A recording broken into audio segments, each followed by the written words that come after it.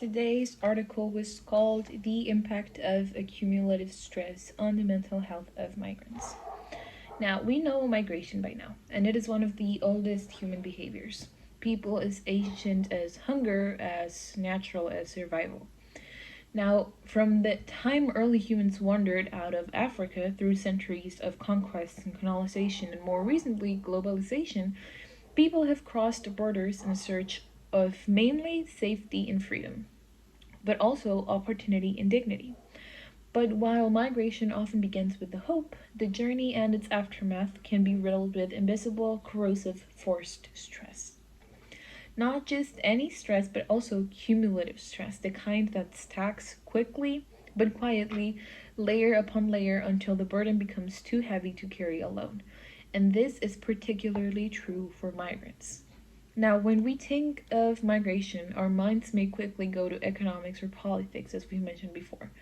But we have to step into a more intimate, often hidden story, which is what actually happens inside the physical and physiological and psychological, emotional and cultural storm that many migrants weather long after they've arrived into a new land.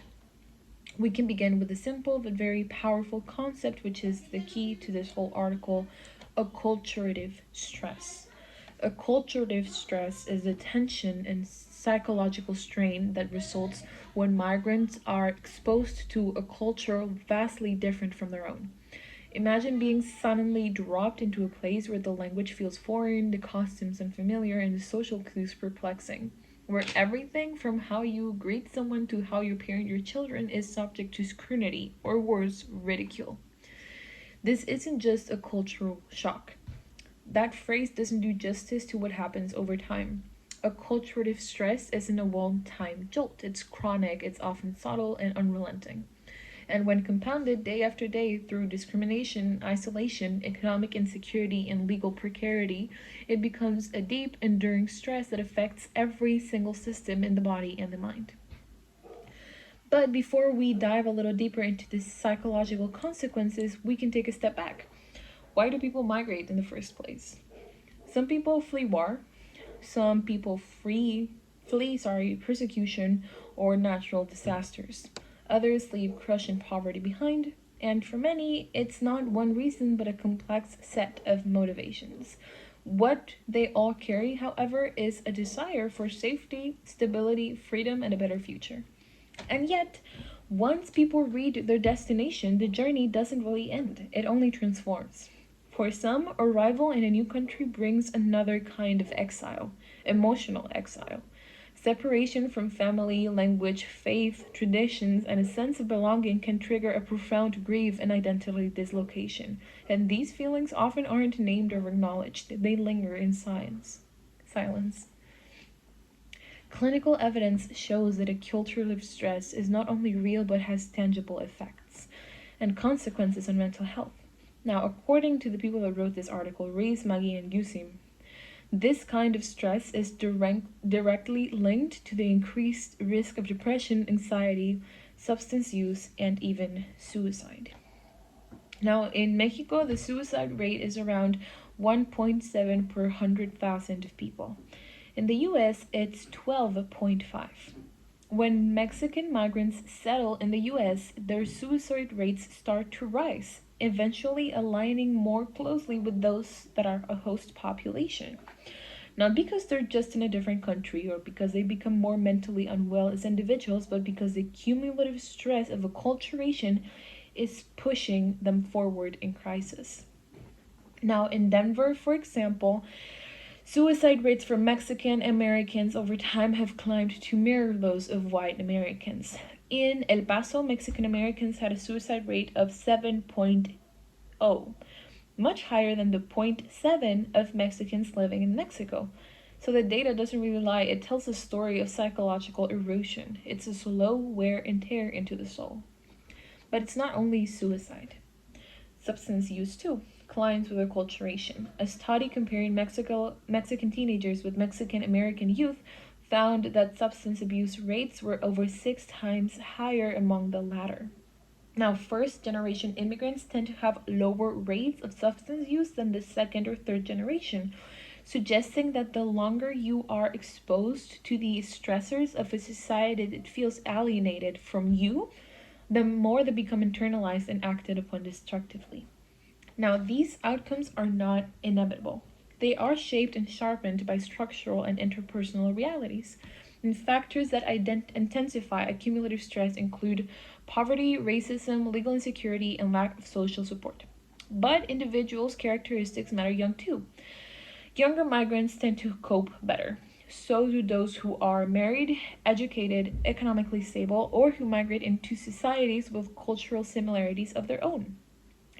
But what happens when you don't have any of this? When you get into a host society that is hostile, who rejects you and your identity, or refuses to acknowledge your pain? That rejection, either overt or covert, can be as harmful as physical violence. In societies where tolerance and pluralism are low, where assimilation is demanded rather than integration encouraged, and migrants face a devastating double bind.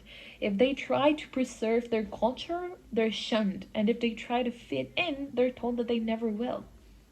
This is where we must consider the four psychological responses to acculturation: integration, assimilation, separation, and marginalization.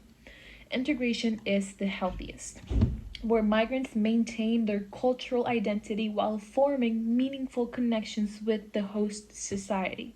Now, marginalization is the bleakest, when migrants lose touch with both worlds. They no longer feel at home in the country that they left, and they no longer feel safe in the country that they arrived in. Now, marginalization is the most dangerous form of psychologically speaking. It's linked with the highest rates of depression, addiction, and suicide. So, what can be done about it? First, there needs to be active, deeply compassionate listening without judgment.